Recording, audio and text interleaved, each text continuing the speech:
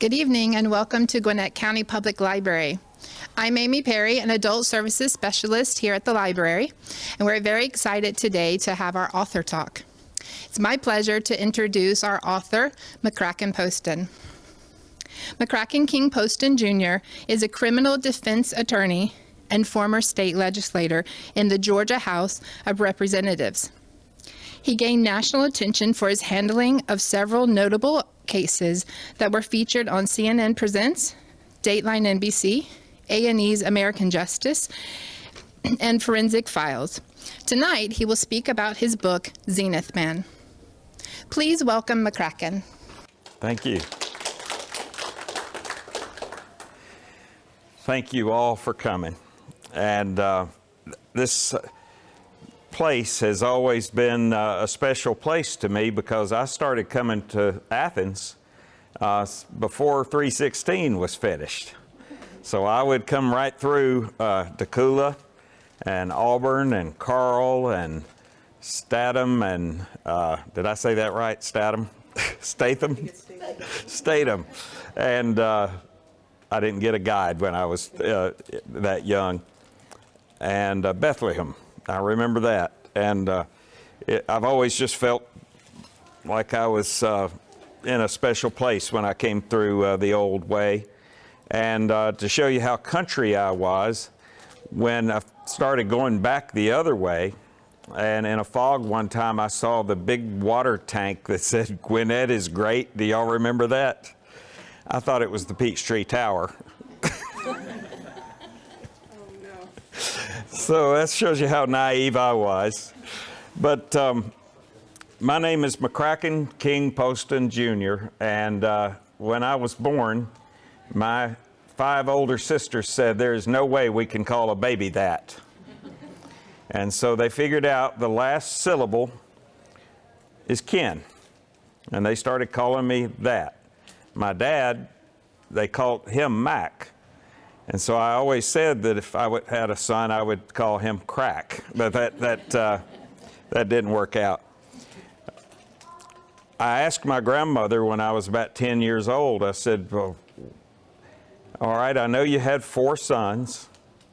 One was John, one was Doug, and one was Cal, and then my dad is McCracken."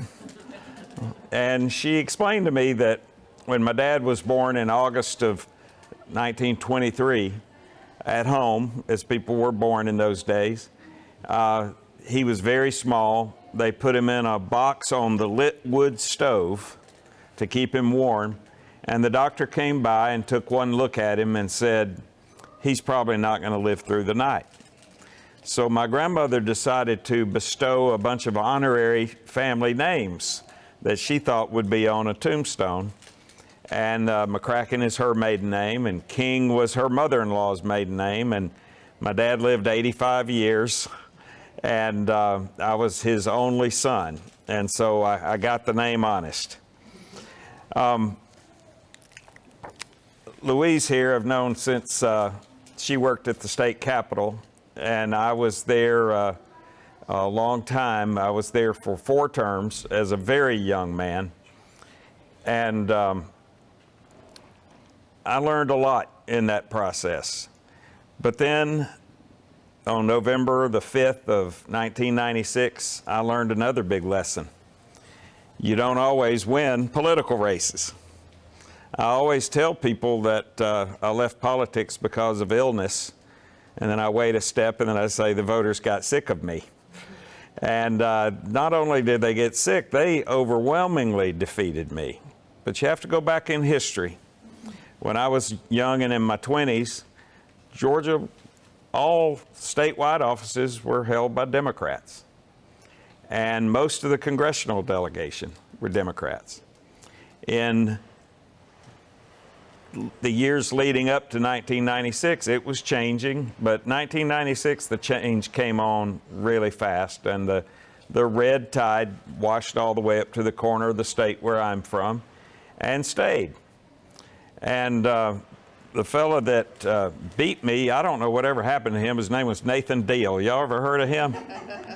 He beat me fair and square. There was no election stealing that went on, or nothing like that. He whipped me fair and square, and that's where my story begins in this book. But I'm going to read how Alvin's story began 11 months later. Emerging from his late parents' rundown house on Inman Street, itself for years the target of local innuendo, Alvin Ridley, failed television repairman and the town boogeyman, abruptly turns to lock the door. Glancing around to see if his perceived tormentors are watching him, he pulls open the formidable homemade gate and then slowly drives a 32-year-old Chevrolet pickup truck through it. Then he jumps back out and quickly closes and locks the gate with chains and a padlock. 2/10 of a mile down Evett Street, he carefully drives the 25-mile-an-hour speed limit right past the local volunteer fire department, visibly staffed with an ambulance and professional EMTs always on the ready, and turns south on U.S. Highway 41 away from town. Thinking better of it, less than half a mile later, he pulls into the roadside monument for the 1863 Battle of Ringgold Gap and turns around. Continuing to drive slowly as if it were a usual lazy Saturday morning, he pulls into the ShopRite parking lot and tries the payphone on the exterior wall. Unsuccessful with this attempt, he gets back into the truck and drives through 2 parking lots to a payphone located along Lafayette Street, behind the Catoosa County Courthouse Annex and jail. He puts coins in the phone and calls, if you believe the later speculation, a funeral home to retrieve a dead body from his house. He most certainly calls Erlanger Hospital in downtown Chattanooga, Tennessee, but he's instructed that this is a matter for the Catoosa County authorities. Reluctantly, he dials 911. The Catoosa County 911 office is just across the street. The operators could look out the single window facing Lafayette Street and see the stooped figure making the call. Catoosa 911, where's your emergency? A pause, and then he answers flatly, giving his home address. What's the problem?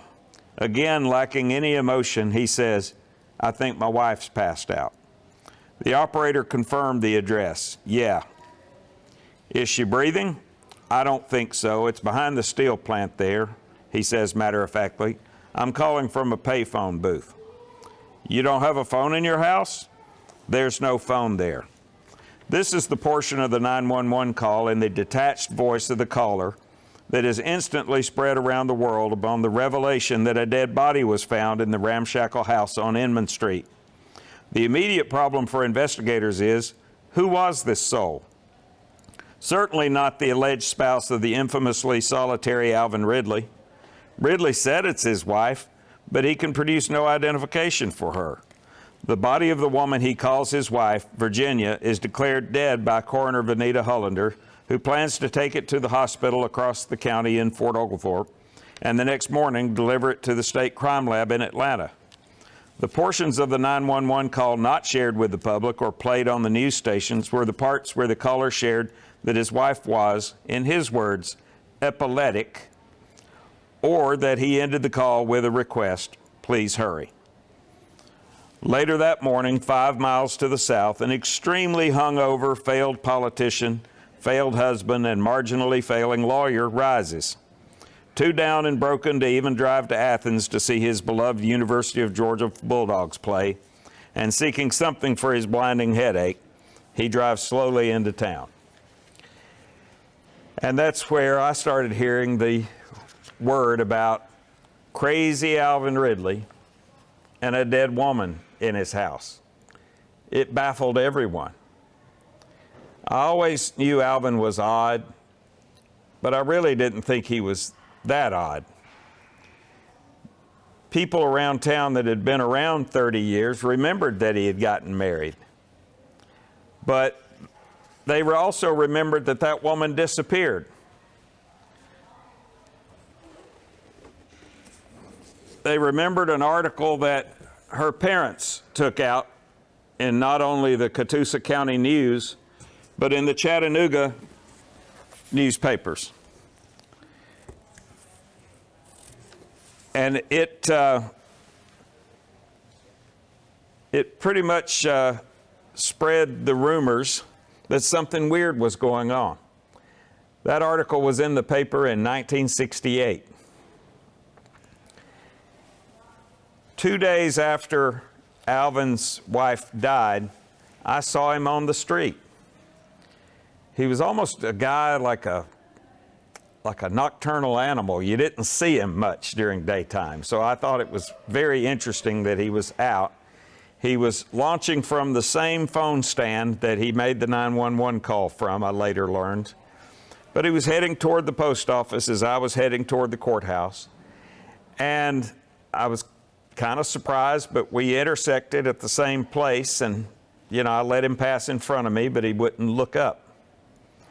The next day, a Tuesday, the same thing happened.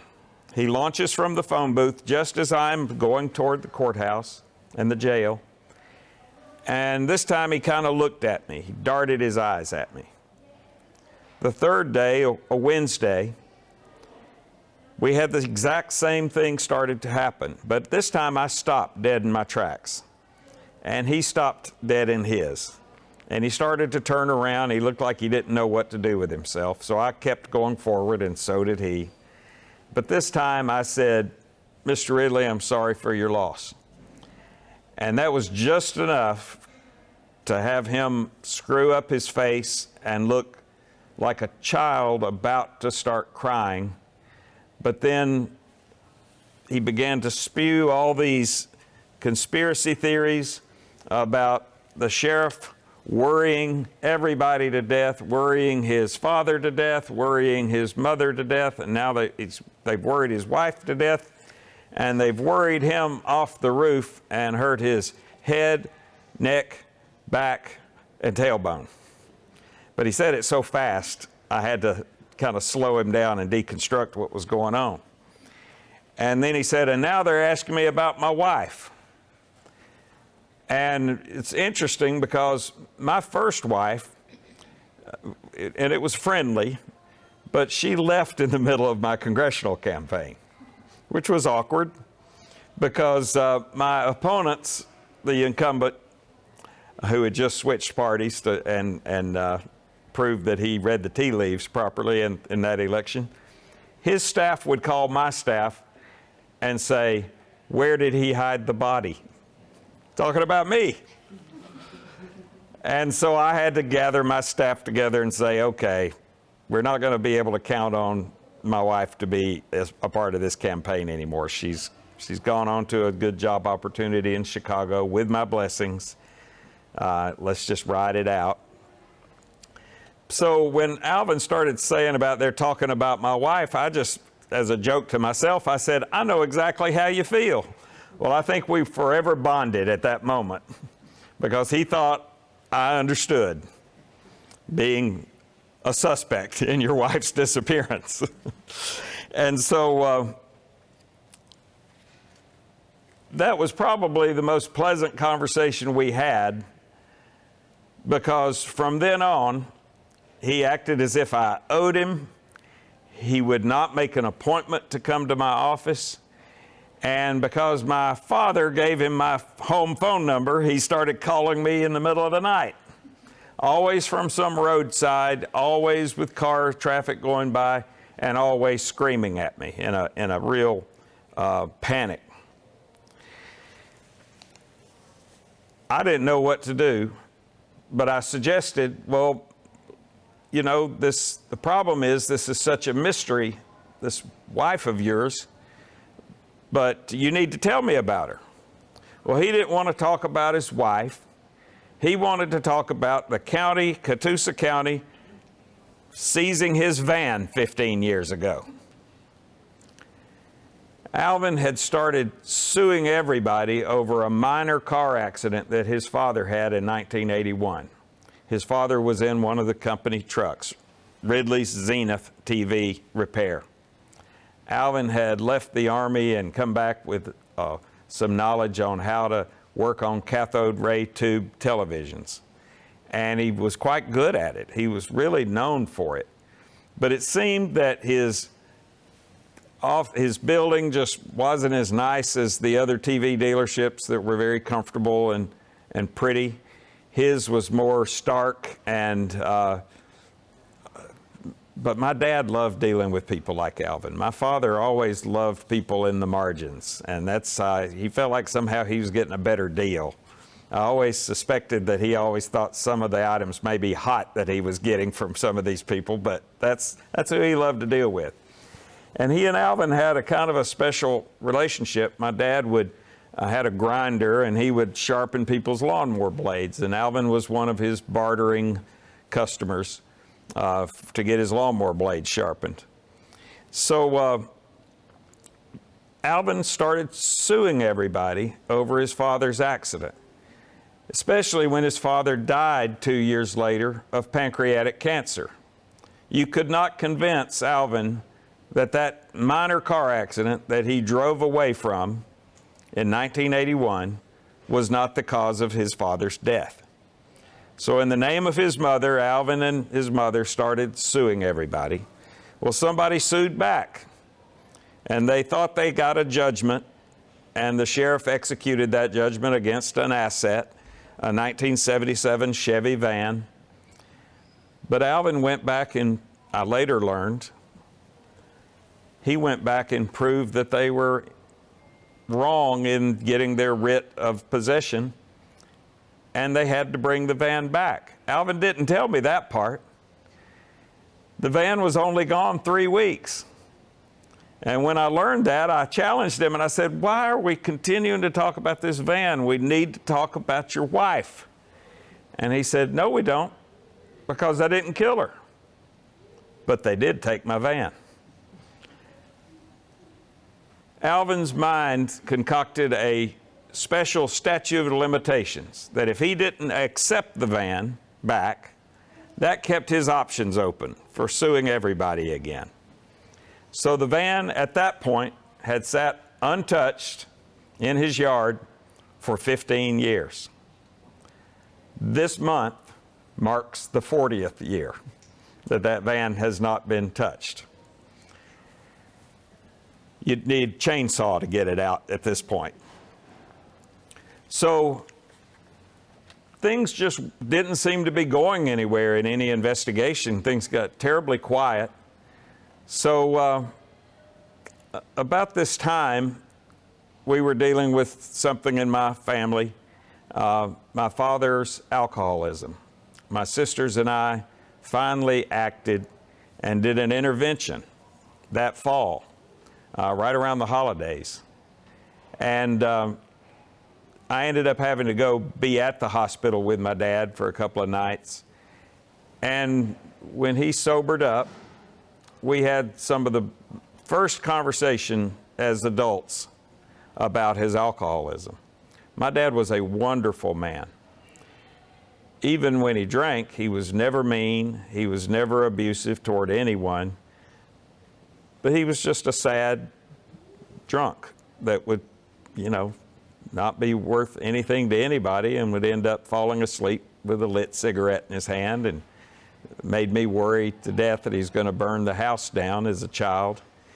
But when you're a child and you have a parent who's experiencing that type of disease, you turn it inward.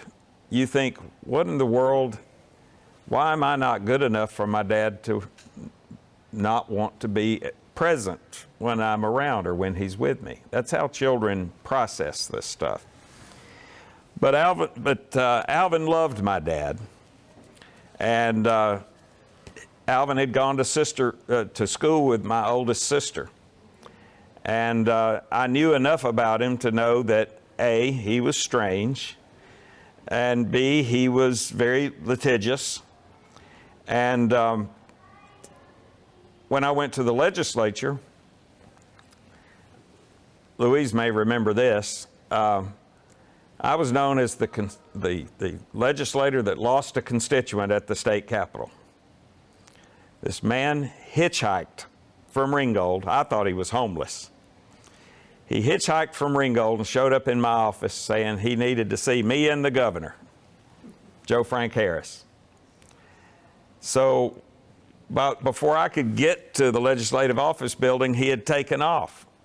And I was so afraid. This was a guy that I thought He's fine as a homeless man in Ringgold. He sometimes sleeps in the courthouse. But what am I going to do with him lost in Atlanta? I knew his sister, and she came down with the senior citizen groups. And I thought, I owe it to them to find him. So I had 5 state agencies looking for John Howard. And finally, they found him about 4:30 the next morning, and I got out, took him to breakfast, and said, John Howard, how did you get here? And he said, well, you go down to Gene Orr's store and you turn left. He was giving me directions from Ringgold to Atlanta. I said, no. How did you get here this time? How did you physically get from Ringgold to Atlanta? And very proudly, his chest kind of swelled, and he said, I hitched. Well, the people who had given him a ride thought better of it, and they had warned Governor Joe Frank Harris's office that they just let a man out who was coming to see the governor, and they were a little worried about it. So the people at the governor's office, they were kind of understanding that I had lost this constituent. But now I'd found him, and I said, well, why did you come see me and the governor? And he said, well, I get a check every month, and Alvin Ridley's cashing it for me, and he's taking 15%. So I said, John Howard, I don't know why his last name was Howard, but we always called him John Howard. I said, John Howard, get an account at Northwest Georgia Bank and just take it to the teller. There's an office in downtown Ringgold where you're always standing around. They will give you 100% of it as long as you have an account there. I knew you and the governor could fix my problem. So I had to deal with Alvin Ridley when I got home. I just felt responsible to confront him on the street to tell him, quit cashing John Howard's checks. And I got the death stare that Alvin gave people. And it was chilling. So now a few years later, I'm trying to help him, but I've got nothing. He won't let me in his house. But luckily, nothing's really happening. So we reach an agreement in the early part of 1998 that if nothing happens, nothing happens. But if something happens, he's to call me because he knows my number. Or if I hear something happen to him, I'll come to him.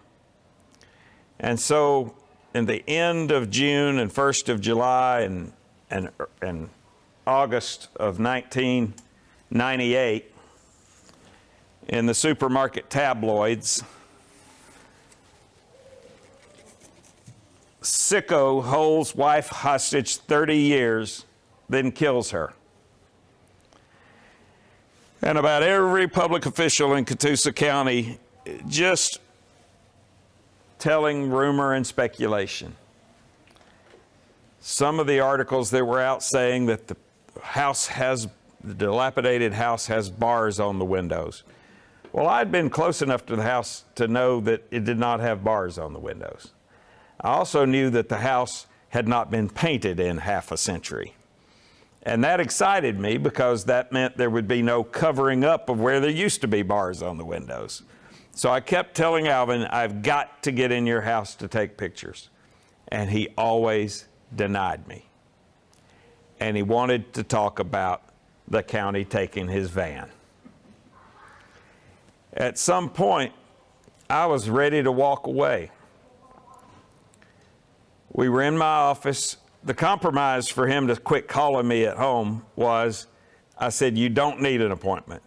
Just come by the office. I'll stop whatever I'm doing and I'll meet with you.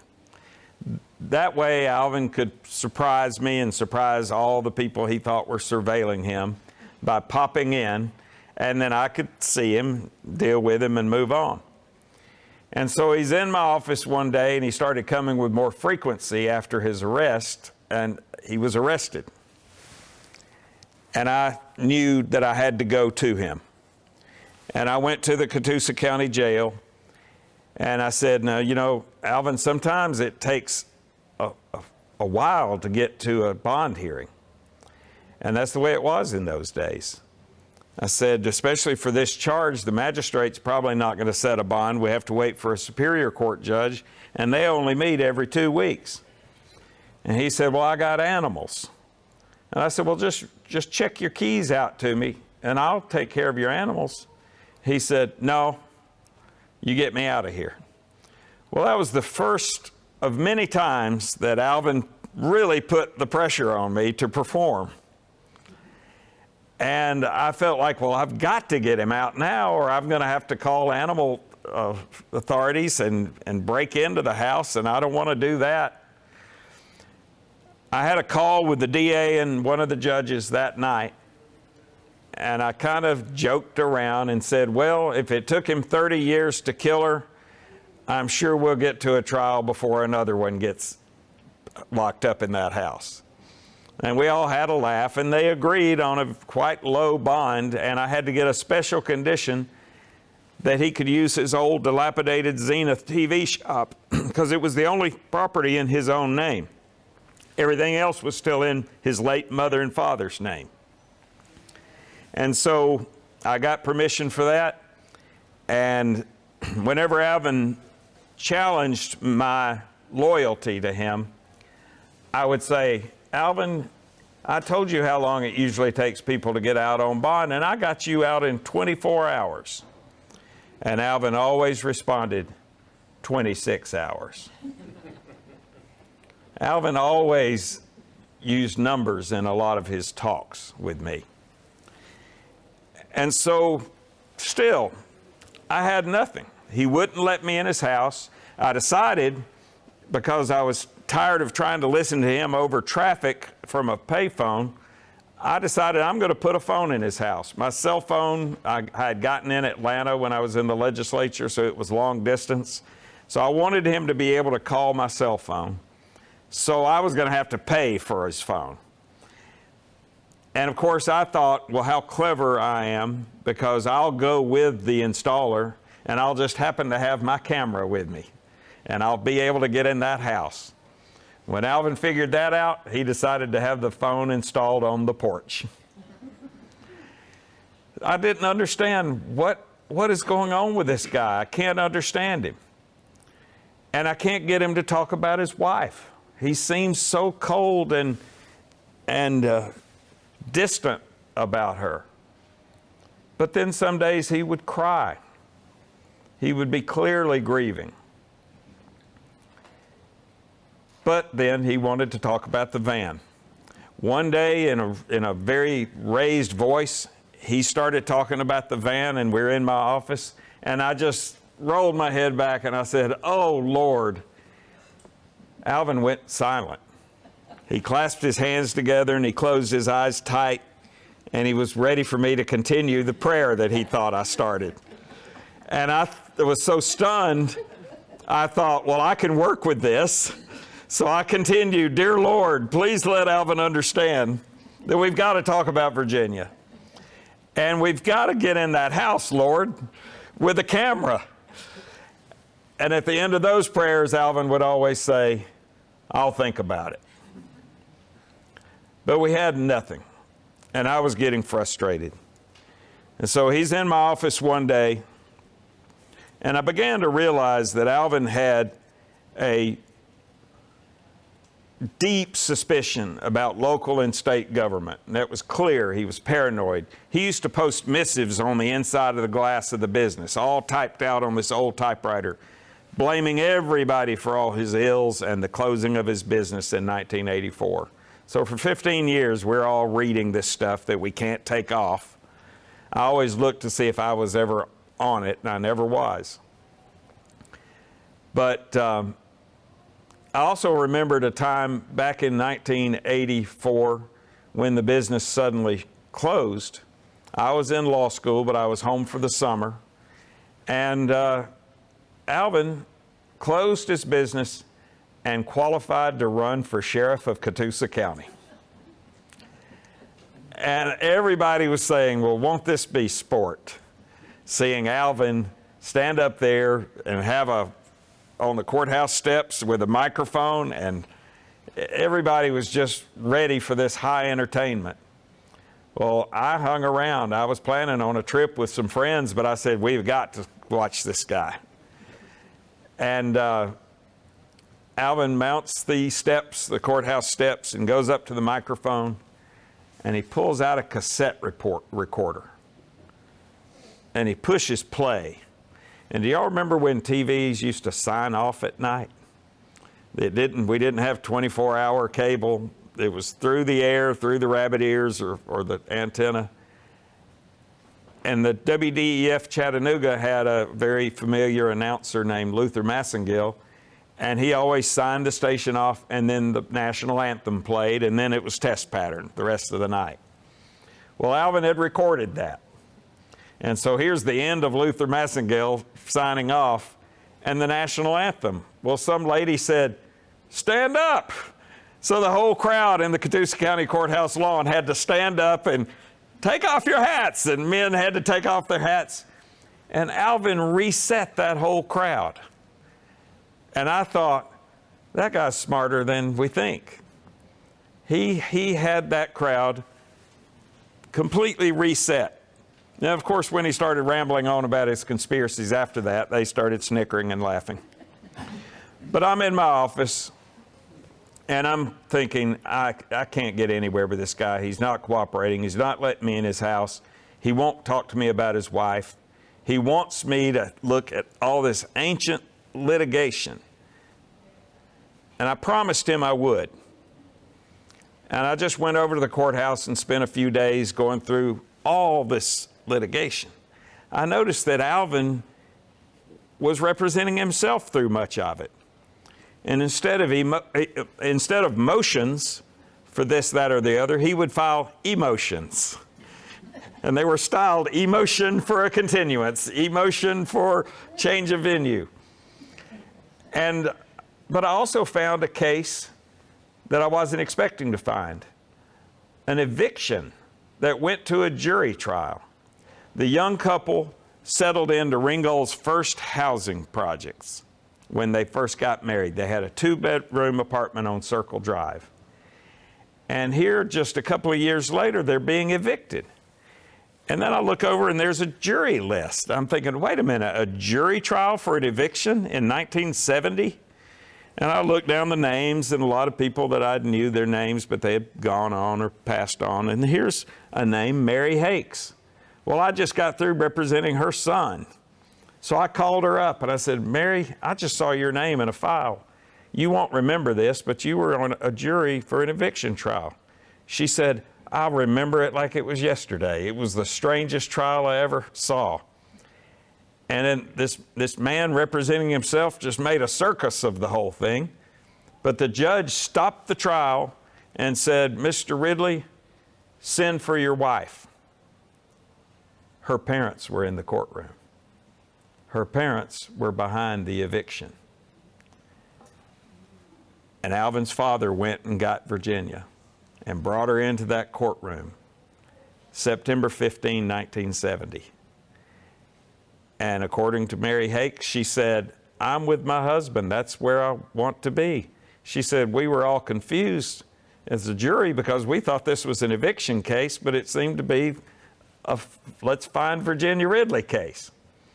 The judge had her go back into chambers with her parents, and with Alvin's father would not let Alvin go. And they emerged. The judge ruled that they were evicted, but Virginia went home with Alvin, back to his parents' house. So I was baffled, but I was also overwhelmed by all this civil litigation, and I thought, I can't get him to do anything. So I was really thinking about walking away. And then my secretary walked in and said, "Congressman Deal called you." Well, it had been 2 years since I'd spoken to Nathan, and I'd conceded my defeat. I said at the time, I'll give you this one, but I knew better. I had been whipped. And but I noticed Alvin was straightening up. It was like he thinks this call's about him. And so I thought, well, he said, "Ain't you going to call the congressman?" And I thought, well, at least I'm impressing him that I'm getting a call from a congressman, you know. So I picked up the phone. Thank goodness I didn't put it on speakerphone. But I picked up the phone and got through the operator and got to the congressman. And I said, Congressman, I'll just read this part to you.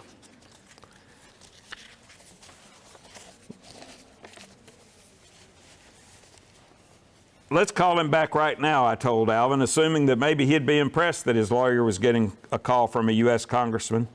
I held the phone to my ears. I called the number he had left with my receptionist. When I got through the operator, the familiar voice of the man I'd known for over a decade came on. Congressman, I said, it's good to hear from you. Never being known for pleasantries with me, Nathan Deal got directly to the point of his call. I need you to keep Alvin Ridley away from my congressional offices,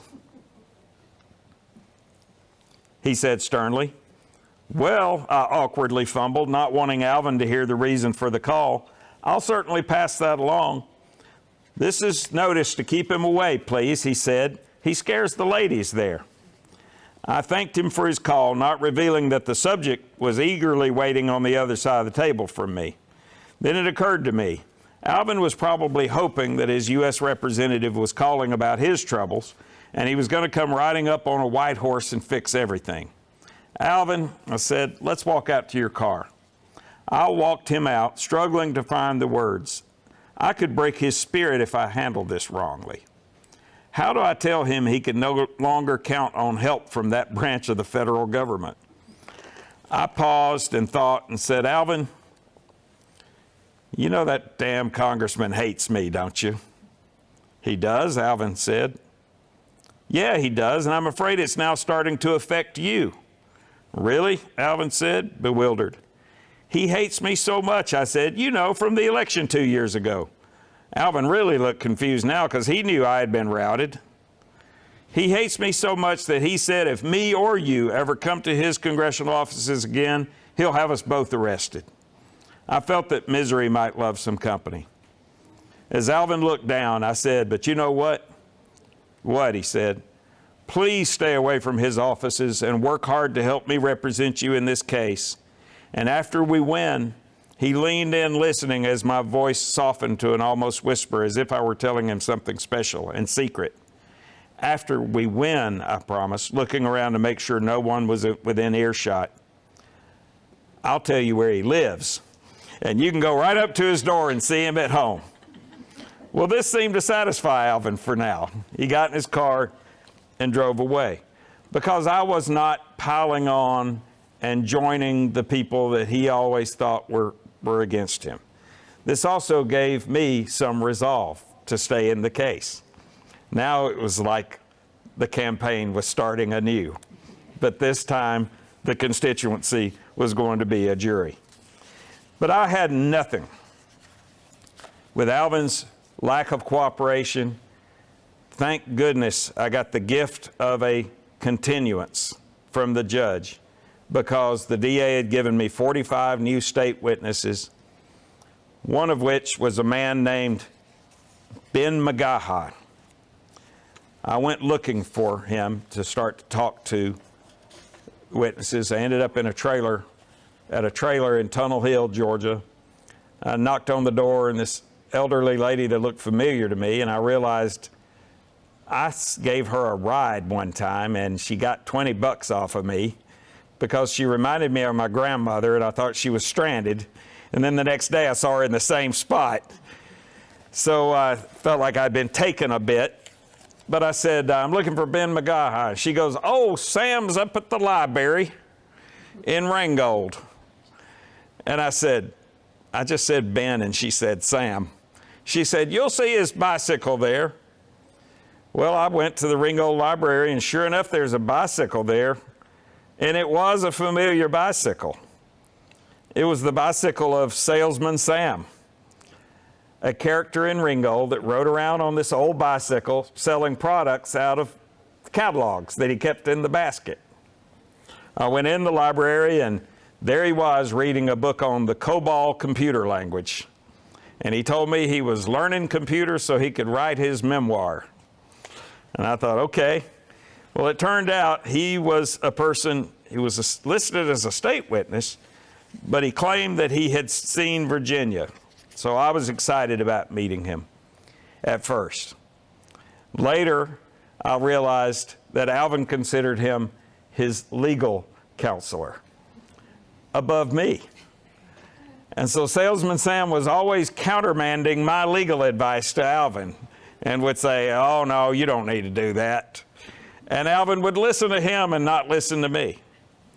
So we had nothing, but we did have a continuance. It wasn't going to be a full 6 months. It was going to be about 3 months, but we had that. And so I wanted to celebrate. I threw myself a birthday party. I was drinking a lot in those days. I felt like that was what men did when they grew up. And well, I was cleaning up after my party and had CNN on, and they announced that the previous month's death of the Olympic track star Florence Griffith Joyner had been solved, that she had died of a seizure. I'd been looking for a seizure death because Virginia Ridley, Alvin and I both, our only defense was that she had a seizure. She had epilepsy from childhood. She obviously was not medicating because she never saw a doctor. And so that was our theory all along. But now I had another epilepsy death, and I got her autopsy, and it was almost identical to Virginia Ridley's autopsy. The petechial hemorrhages around her eyes and mouth that the state of Georgia was saying homicide, they looked the same. And this was a track star who unfortunately was dogged with the allegations of performance-enhancing drugs. Now, in her autopsy, they found only Benadryl and Tylenol and no long use of a performance-enhancing drug. So she was vindicated in death, but she helped us show what a seizure death looks like. The next thing I still couldn't explain was why Alvin wouldn't let me in that house. Thanksgiving 1998, my parents handed me a turkey plate, and they said, we want you to take this to Alvin. And I thought, that's the last place I want to go on Thanksgiving. But I went, and I realized that Alvin was very transactional that day, because when I went to his door, where he usually came out and kept me outside, he saw the gift of the turkey plate, and he went back inside for a minute, and he came and opened the door and said, come on in. So I got to be in his house. On one wall, he had covered with writings, in a very distinct hand, writings about just about everything. And you could tell they were all written by the same hand. This is called a descender in handwriting parlance. And they all had very fancy swirls on them whenever there was a descender. Luckily, we had one known handwriting of Virginia, and her maiden name was Hickey, and her married name was Ridley. They both had that Y, and they both had that swirl on the descender of the Y. And so I was so excited. I said, Alvin, who wrote this? And I was hoping he would say it, and he said, well, Virginia did. And I said, well, why did she write so much? And he said, I guess the Lord told her to. I said, well, did she write more? And he took me into a room where from floor to almost ceiling, in cardboard boxes and in drawers and just stacked up, were tens of thousands of papers. I spent the next 4 days in that house during daylight trying to process what I had found. There was something from almost every day. There were recipes, there were reports of what she was cooking for dinner, there were reports about the moon landings, there were things that we all experienced as Americans on television, through television. She wrote down the cast of the Waltons. I figured that probably took weeks. Scrolling through, as it scrolled through, she'd write down the entire cast. She wrote a proposed script. You remember the Unsolved Mysteries TV show? She wrote a proposed script for Unsolved Mysteries. You know what it was about? The taking of Alvin's van. I don't think they did that episode. I don't think they greenlit that episode, but she had a fangirl-like obsession with the actor, director, producer, Ron Howard. She loved everything he did, and think about it. He was always a wholesome character. She was extremely religious, and about marriage, she was Old Testament. She really felt that she and her husband became one at their marriage, and she was quite critical of her family. There was one piece of paper, and it's in the book. I called it the Rosetta Stone, because in it she described that she never liked to go out. She described what really caused them to stay away from the housing authority and get evicted, and that was because an exterminator made a pass at her one day when he surprised her in the bathroom, in the bath. And then she also described talking to one of our sheriffs, Sheriff Leroy Brown, back in 1970. So I call those the gold documents. And because Salesman Sam kept advising Alvin behind my back what was important for me to have and what was not, I had to start stealing some of the papers from Alvin during our copying process to make sure I had something to take to court. Alvin, the state psychologist, said he had a paranoid condition, and he said he had somatization, which was the feeling that he had a physical ailment, and it was all in his head, but to him it was real. So he wore this ridiculous overstuffed neck brace, soft neck brace, that he went everywhere with. I called it the stench radiator because it really just amplified the smell of a man who did not like to bathe. And only one time did I comment about Alvin's hygiene, and I immediately felt bad about it. I was just mad at him because of he and Salesman Sam bossing me around. And the minute I said it, I just wanted to take it back, and I hoped I didn't hurt him. And he immediately followed up with a story of how he gets a rat out of his car every day, that he has a rat living in his car. And I said, well, okay, how do you get the rat out every day? And he said, well, first you get in the car and you get real quiet, and then you scream at the top of your lungs. The rat will leave, and then you can drive away. And when you come back home, the rat will get back in. Well, Alvin ate a lot of fast food, and I'm sure there was some surprises in that car for the rat.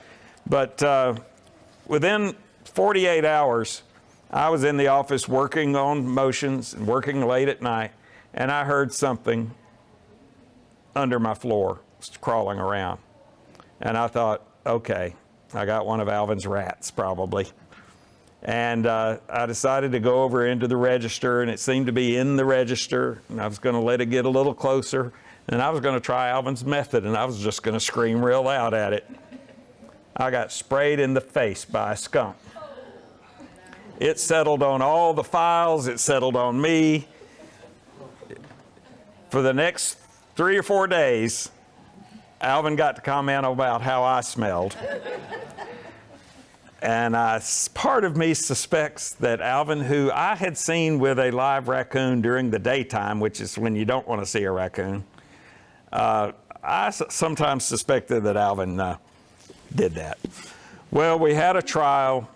The whole idea was that Alvin was not going to testify because, quite frankly, talking about your van when you need to be talking about your wife, as hard as I tried, I thought, there is no way I can let him testify. And he seemed to be okay with that. But we had a disastrous witness, and it was really my fault for not vetting him better, but it was a really low point of the trial. And during lunch, the one day that I let Alvin sit with Salesman Sam and a little crowd of church people that started following him, I sat at another table and picked up the tab. And walking back to the courthouse, Alvin said, Jesus came during lunch and told me I had to testify. I thought, oh, Alvin. So the day before that, and by the way, because Alvin had to keep Virginia's writings, that was the compromise, I had to pay him $200 to copy them, and he got to carry the originals. He brought them into court every day, and he opened up the suitcases, and cockroaches swarmed out of them and infiltrated the small courtroom where we started the trial. Judge Van Pelt told me halfway through the trial, Mr. Poston, we're going to finish this trial in the old courthouse. That was the last place Virginia Ridley had ever been seen. September 15, 1970. And now we were taking her writings into that courtroom. It energized me. I got to show the jury she stood right here and said, I want to be with my husband. Alvin testified beautifully. And we won. We won the trial. I only found, this was 25 years ago, this last January. I only found out 3 years ago that Alvin is autistic. That explained everything to me. But just before putting our epilepsy expert on the stand, he asked me, is there anything else unusual about this woman? And I said, yeah, she couldn't burp without writing it down. He said, that's hypergraphia. It sometimes accompanies temporal lobe epilepsy. It doesn't affect what she writes, but it just makes her write. All these things resolved in the very end. But afterwards, I was so excited. I said, Alvin, we won. This is the biggest win I've ever had, and I'd like to go celebrate. Come on, Alvin, I'll take you out for a steak anywhere you want to go in Chattanooga. He looked at me and said, how about Hardee's? Hardee's? We have that here in Ringgold. Are you sure you don't want to get a nice steak or anything you want in Chattanooga? Hardee's is fine, he said. I was amped up, and Alvin was, well, Alvin. His emotion was flat. As we got into my Jeep, I was trying to have him fully realize what this victory meant for him. Alvin, you thought you couldn't get a fair trial here in Ringgold, and today 12 jurors said you're innocent. I continued, what I mean, Alvin, is not everybody's out to get you like you think. I think you should start opening up more to people. I mean, start talking first and not just staring at them, waiting for them to talk first. Do you understand? Yeah, was all he said. But I soon learned that he was, unfortunately, listening. We walked to the back of the line of the one register fast food restaurant. Before I could ask him what he wanted, Alvin tapped on the shoulder of the woman in front of us. She turned around, startled. Hey, Alvin said, I'm that feller they said killed his wife, but I didn't kill my wife, and the jury just said I didn't kill my wife. And he jumped back with his hands on his hips, as if to say, what do you think of that? The woman turned and fled the establishment. Okay, Alvin, I said, that was a good start. Just don't sneak up on them like that next time. And I added, and don't lead that you were accused of murder. We sat at Hardee's and enjoyed our meal, and I took Alvin Ridley, a free man and an innocent man, home. 2 weeks ago, Alvin drew his last breath. I was with him. He turned out to be a special friend, especially after the autism diagnosis. He seemed to be relieved to know, first, that he was smart, and smarter than a lot of us. But secondly, that he could explain why he had these problems in processing what other people were trying to say or ask. And I kind of helped, my secretary and I kind of helped him navigate a neurotypical world. But boy, we got to see the wonderful mind of his neurodivergent world. And I'm forever blessed for having him in my life for those 27 years, even though I wanted to pull my hair out those first 15 months. Do any of you have any questions about this case or anything? I really appreciate you coming. I think we're going to set up and sign some books here in a minute. But thank you all for coming. And please, I'm easy to find. If you ever want to ask some questions about this, please let me know. I will tell you that Alvin had a fairly considerable estate for a guy who, as I say, poor-mouthed all the time. A couple of years ago, he was excited at the prospect of leaving the entirety of his estate for a scholarship for students on the spectrum. And so we're putting that together right now. But it's going to be it's going to keep his name alive for many, many years, which he made him smile. So thank you so much for coming. Thank you so much for sharing those very fascinating stories. I definitely want to read the book now, and I'm sure you do too. We have our bookseller, Book Miser, if you'd like to purchase a book, and we will be offering a signing afterwards. So again, thank you so much for joining us this evening, and we hope to see you at another author event soon. Have a good night.